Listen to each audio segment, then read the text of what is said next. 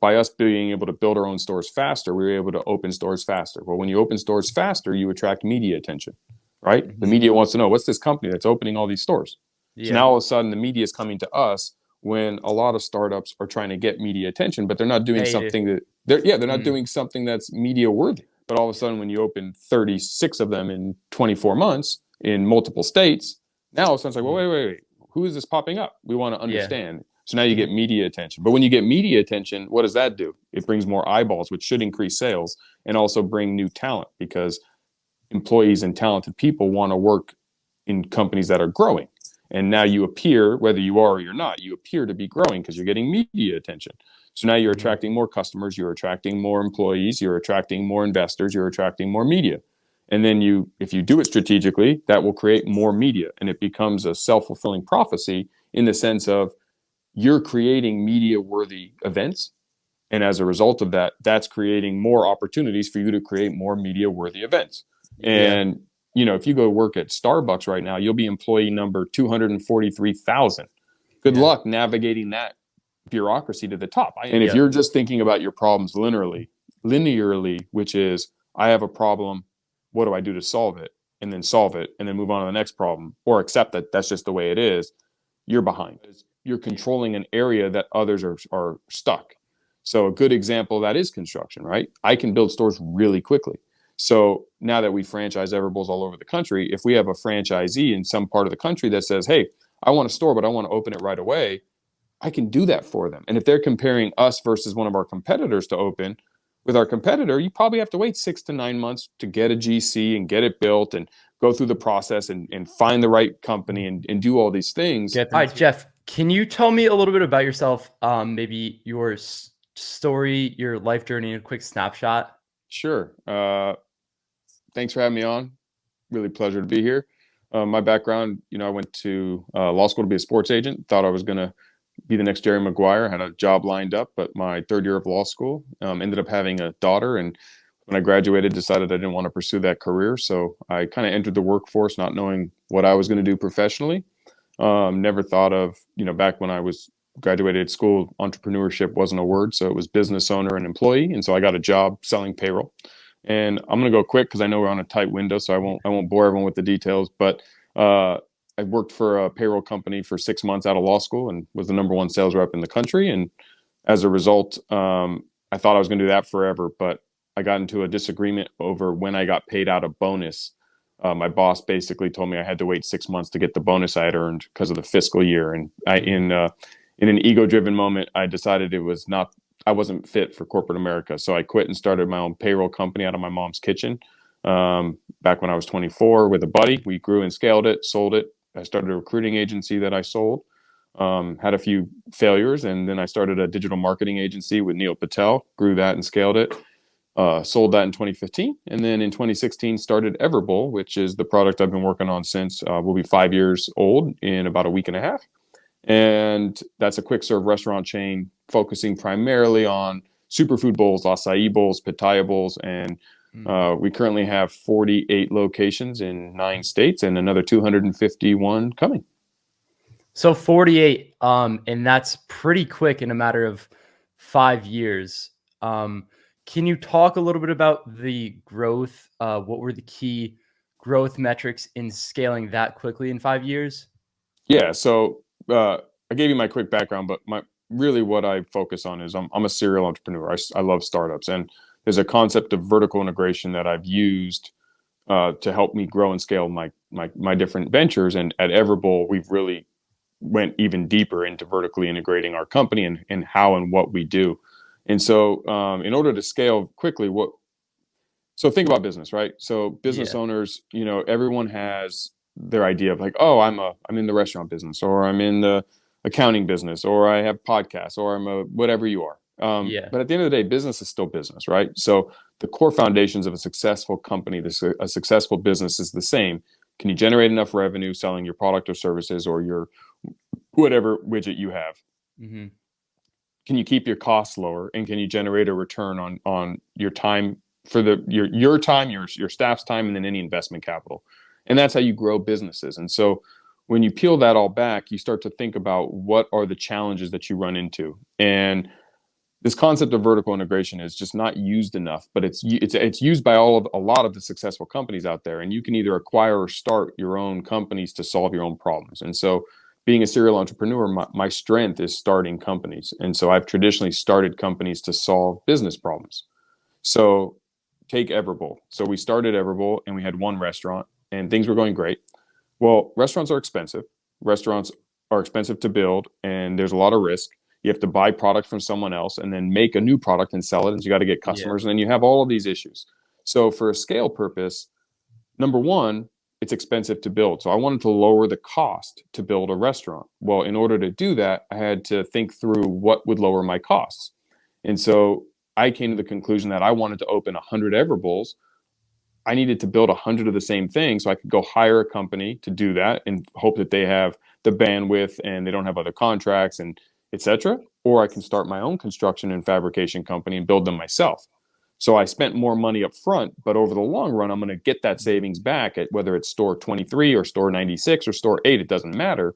Over the long run, that vertically integrating the construction component, the fabrication component saved me money, which allowed me to open more stores.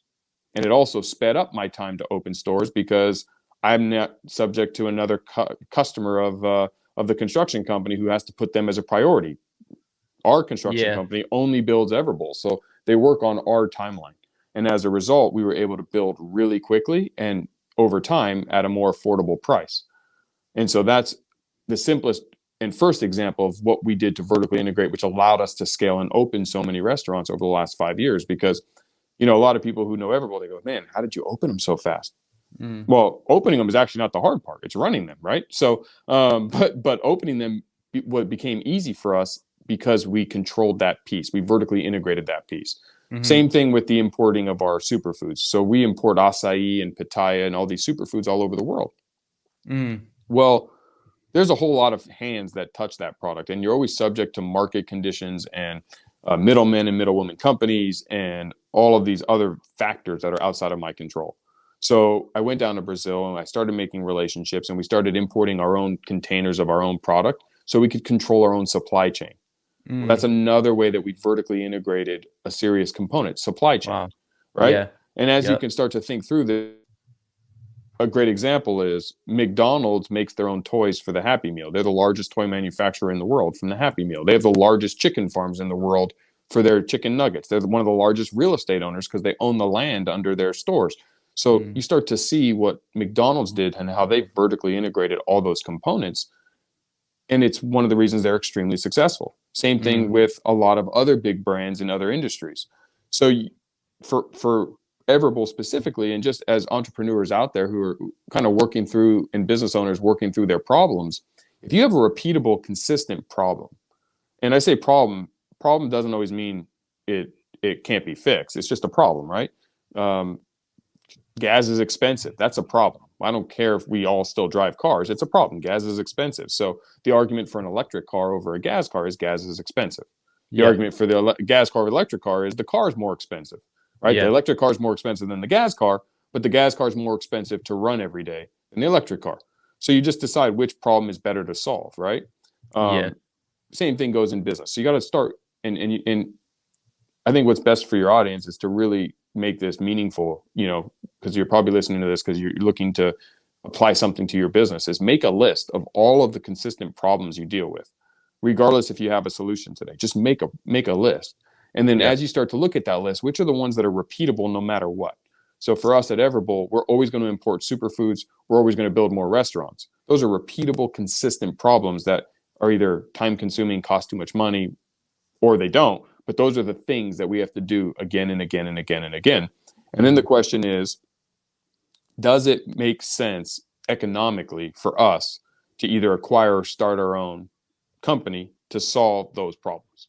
Because we're outsourcing right now, right? We were outsourcing to a construction company. We were buying our superfoods from a importer of superfoods already, so we didn't have to do that. So the premium we were paying, of course, it's cheaper to do it yourself in cash, but don't forget, now you need time and people to do it in the process. So you have to look at the totality of the whole venture and say, okay, does it cost me more money to start my own construction company because the savings isn't there? If I'm only saving $1,000 every time we build a store, and I'm going to invest $1 million to open a construction company. Well, I'm not opening 1 million Everbull, so it's not going to make sense, right? Yeah. Or but if it was, well, wait, I'm saving 50% and my ROI is going to be at store 15, and I'm going to be like, okay, I break even at store 15, but store 16, I start saving money, and my plan is 50. Well, now all of a sudden it's interesting. Now it's worth to take the next step. Can we actually do it? What are the limitations, right? And you go through this whole business process. But when you find areas of your business to integrate certain components, all of a sudden what was a problem can now immediately turn into either a profit center or a strength, because you're controlling an area that others are stuck. So a good example of that is construction, right? I can build stores really quickly.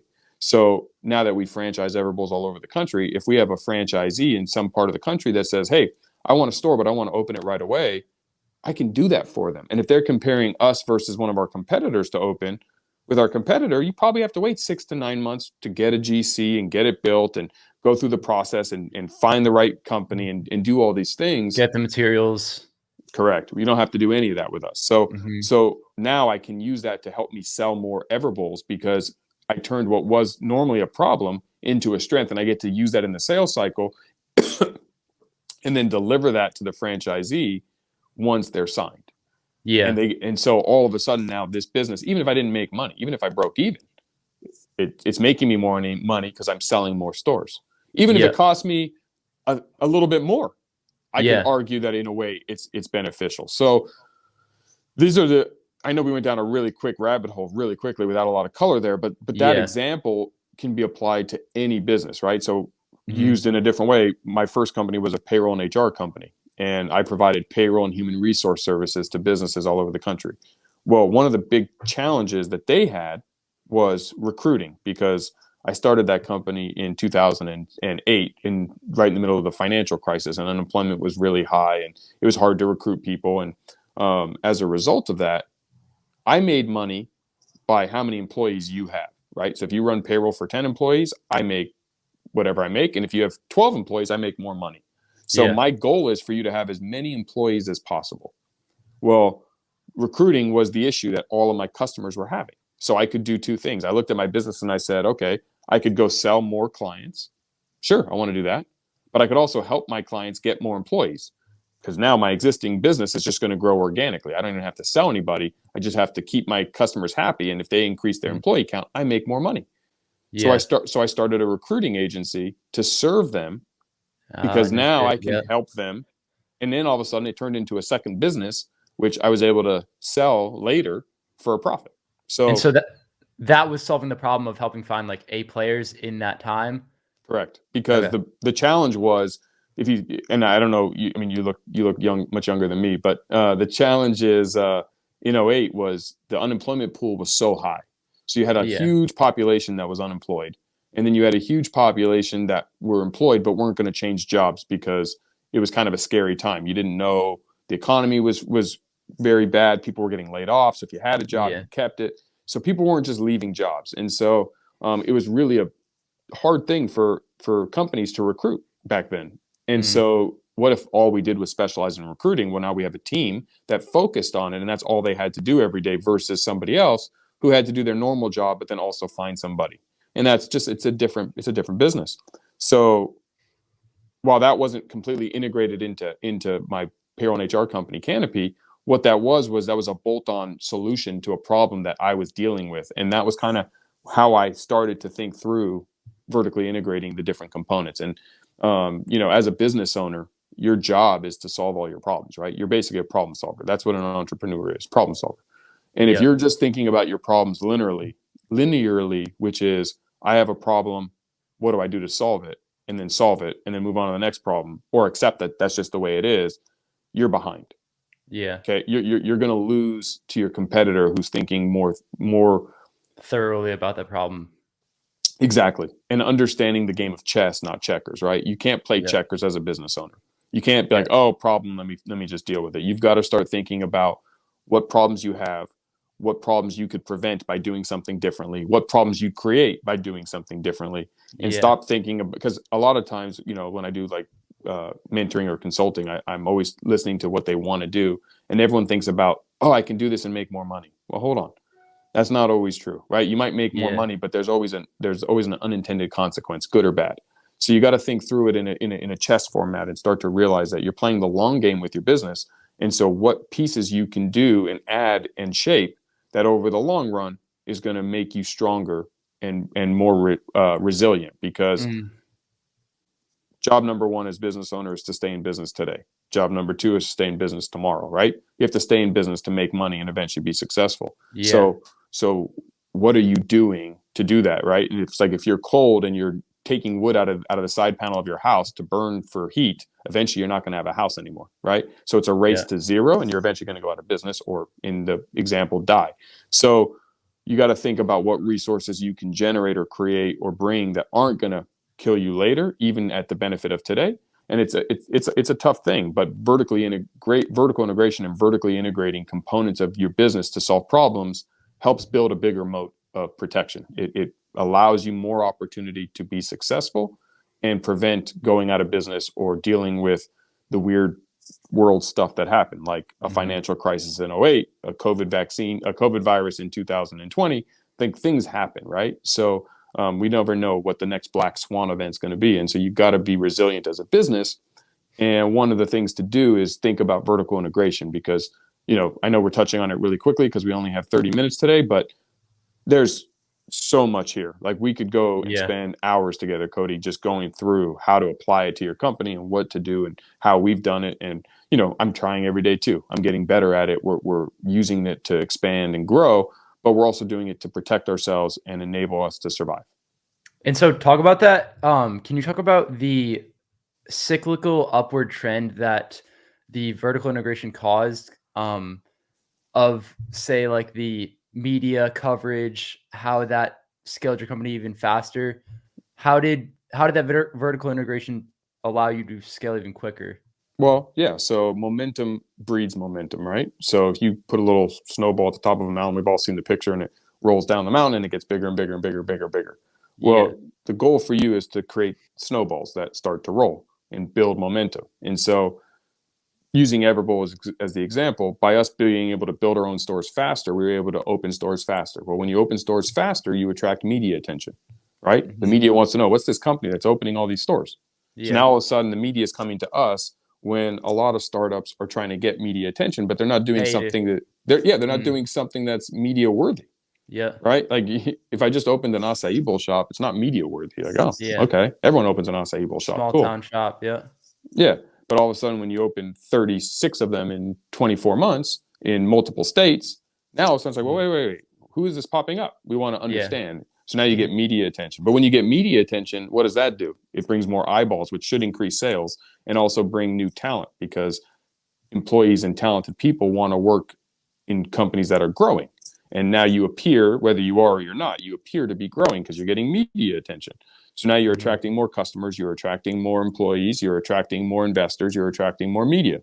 And then if you do it strategically, that will create more media, and it becomes a self-fulfilling prophecy in the sense of you're creating media-worthy events. And as a result of that, that's creating more opportunities for you to create more media-worthy events. Yeah. And so that's what you're trying to do as well, right? It's you got to think, again, very high for your business. It's the game of chess, and you have all these pieces, right? And if you've never seen a chessboard, this analogy won't work, but most of you, I'm sure, have seen a chessboard before. You know that there's lots of different pieces, whether it's a knight, a rook, a pawn, etc. You've got to start using all your pieces strategically and put this puzzle together to say, how can I create momentum in a positive way for the company, whether it's increase sales, increase employee retention, come up with a new product or service. And so you can't isolate each one, and you've got to be able to see the whole forest and realize the path you're taking. What are the unintended consequences, good or bad?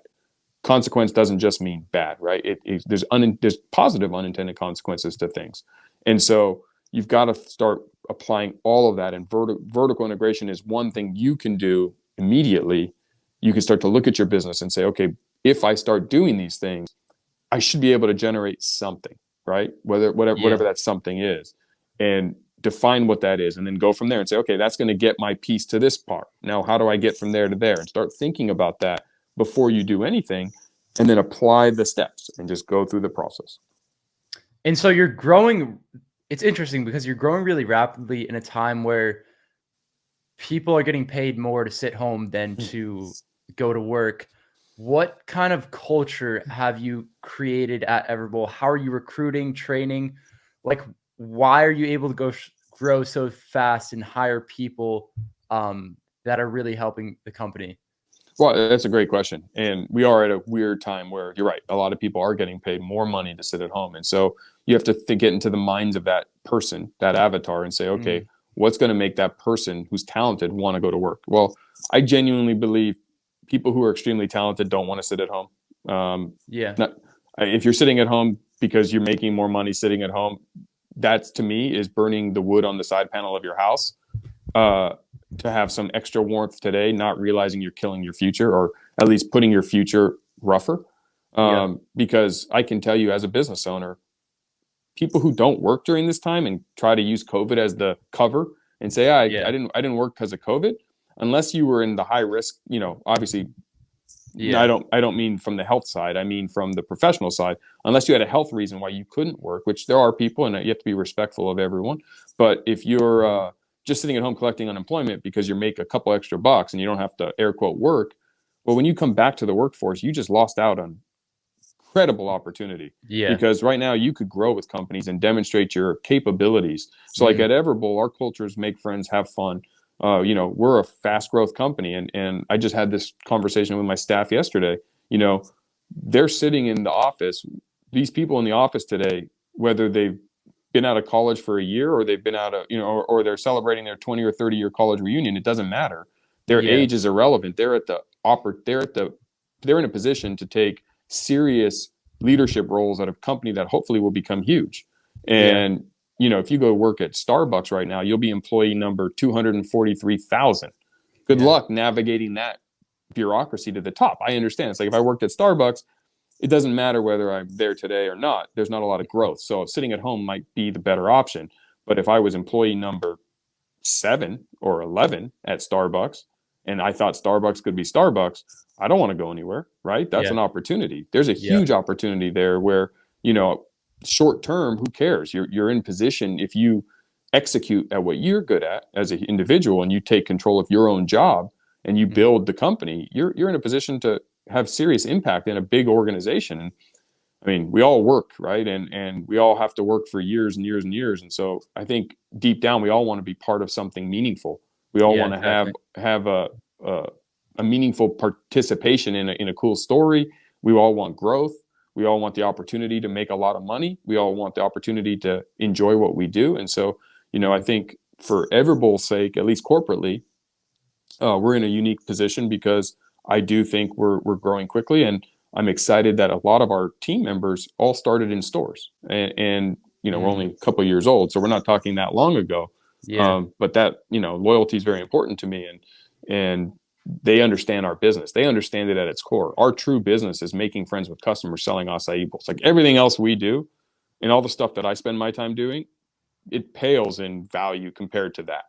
And my favorite thing still to this day is when I'm in a store and I can just interact with a customer and make them a bowl, because that's what we're here to do. We're here to provide superfood bowls to our customers and make healthy eating affordable, filling, delicious, and accessible, and help people have access to these superfood bowls and change their life.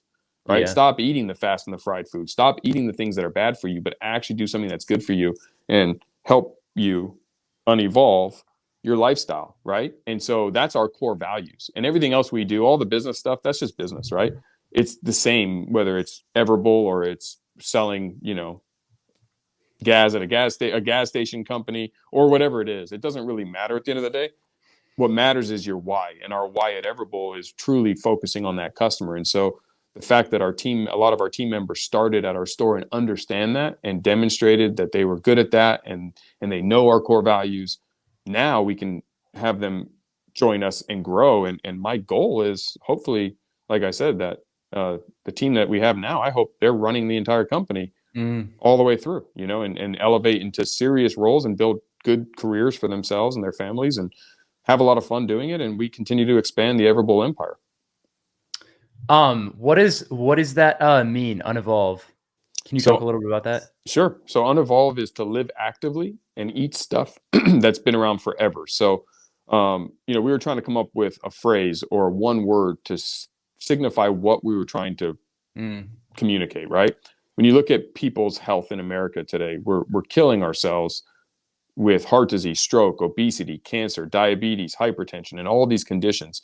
When you think about these conditions and you research them, 80% of them are lifestyle driven, meaning we could prevent 80% of these conditions every day just by changing our behavior.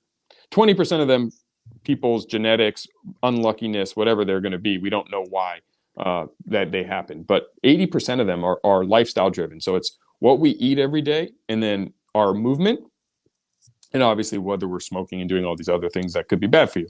So we know that it's clear, the science is there. So with America with America dealing with an epidemic of these conditions at a level, with all these rates rising so much, we know that a lot of it could be prevented if we can get people to start moving their bodies and eat healthy food. Well, it's hard to say that, right? And no one wants to hear that, and everyone knows it, but people don't want to do it. And there's fast food on every corner, and we can sit on our couch and really do everything. And they're comfortable couches with big TVs, and we don't have to do the manual labor anymore. And so at the end of the day, we've stopped moving our bodies and we stopped eating real food. And so understanding what we want to do is we want to unevolve, because we're over-evolved in society. We want to unevolve our lifestyle, meaning go back to what we used to do. Eat real food, or food that's made from earth that we didn't create in a laboratory, and move your body. And so unevolve is the singular word to signify all of that, by saying live actively, move your body, and eat stuff that's been around forever. Fruit, vegetables, nuts, seeds, meat, whatever you eat, but real, actual Mother Nature food.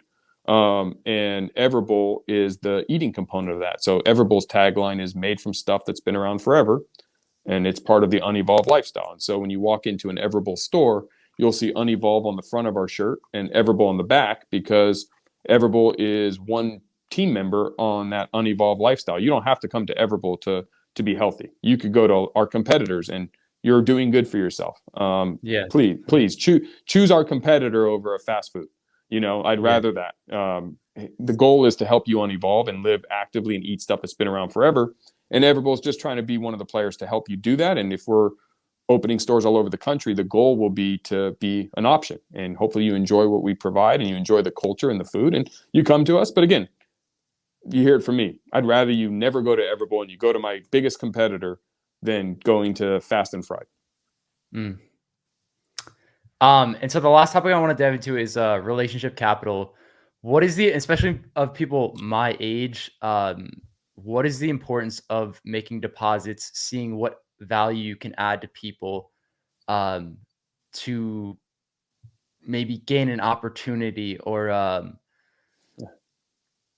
can you talk a little bit about that, if that makes sense? Yeah, of course. So very briefly, and I actually have a course on relationship capital on LinkedIn Learning. It's free. So if you go to LinkedIn Learning, you can actually take the course. But relationship capital is, especially the younger you are, the younger you start, the better. You should start now no matter what, but it's the single quickest way to elevate yourself professionally and personally. It's basically like people say, money buys you all those cool toys. And, you might see, oh, I want to be rich because I want a mansion and I want a yacht and I want a car and I want a boat and I want all these things. That's cool. Yeah. That's what money buys. But relationship capital is the human money. And it means that who can open doors for you, make introductions for you, add value to you, be advice for you, introduce you to potentially someone you may marry, oh, you should meet my friend, so-and-so, and then you end up getting married. Like who can create an abundance in your life, even more than physical cash can. And when you're young, you don't appreciate what that means. But a great example is me and you right now, right? So like your podcast and you interviewing me on your podcast is you and me both making a deposit in each other, right? It's your show and I'm doing you a favor by coming on, and you're doing me a favor by giving me a platform to build more Everbowl awareness in my brand, right? So we're both making a deposit theoretically in each other's relationship bank account, but we're also becoming friends, right? We now know each other and we have had a good conversation for 30 plus minutes. And if I was like, oh, just an example, but if I was like, you know what, I really want to start a podcast, I could call Cody. I'm sure he would help me, right? So now I know somebody in the podcast industry. Conversely, if you were like, hey, I need to think more about vertical integration, I know Jeff seems to know that. Let me give him a call. Maybe he can help me think through an issue I'm dealing with, right? And now all of a sudden we're building this relationship. And through that relationship, who knows what may or may not be of value in the future. But it doesn't matter. The idea is you make deposits now by doing something to help other people, regardless of whether or not there's any benefit to you. And who cares if you don't ever get a benefit out of it, right? Having this army of humans that like you because you've added value is going to make your life so much better with opportunity. And for example, like I'll just stay with this example with us. You're building your show, and I know a lot of successful people that probably you want on your show, right? And so by me giving an introduction, like, hey, Cody, you should put so-and-so on your show. You're like, hey, dude, thanks, Jeff. And if I do that a few times for you, it costs me nothing but 10 minutes of my time. Yeah. And it helps you out. Down the road, who knows when, you might be interviewing somebody or talking to somebody, and they're like, oh, I'm really looking for an acai bowl concept. And you go, oh my God, there's this guy, Jeff, you need to talk to him. And now just some random time in the future, you've just paid me back with an awesome opportunity. And I didn't ask you for it. And I didn't need to, because you just naturally wanted to do it because our relationship has gotten stronger. And that's how relationship capital is traded. It's not physical, so you don't see it, but it's done through actions and behaviors. And I can promise you, if you start thinking about that young and early, you're going to build an army of people out in the world who are thinking positively about you. And if that's what's happening, you're going to find opportunity come. And all of a sudden, everyone thinks you're the luckiest person because opportunity falls in your lap. But what they don't see is that you actually planted all these trees years and years and years and years and years ago, not knowing you were ever going to need them. That's so good. You really said that well. And I know you got to run, but where, so you guys are in Utah, California right now, right? Yeah. So California, Arizona, Nevada, Oregon, Utah, Texas, Florida, Missouri, and Tennessee. And then any other locations coming soon, any other states or? Oh yeah. So we've sold 200 more. So we're coming into all throughout the Southeast, from Arkansas, the Carolinas, Georgia, Louisiana, Indiana, New Jersey, Washington, Colorado. Yeah. So more to come. If you're interested in joining Everbowl, definitely go to everbowl.com and you can learn more about us. If you're interested in joining our team, definitely reach out. But we're hopefully going to have an Everbowl near you, and hopefully you come in and at least enjoy the food. And if not, like I said, find a way to unevolve your lifestyle today and live actively and eat stuff that's been around forever. Cool, man. Thank you. I appreciate the time you sitting down with me today. Of being course. able to chat with you. It was awesome. So wish you the best of luck with Everbowl in the future, and I'll hopefully I'm in Connecticut, so soon. I don't know. It's really hopefully. Okay. Yeah. Soon. I'll be going soon if it comes in. Thank you, Jeff. Appreciate it. Thank you.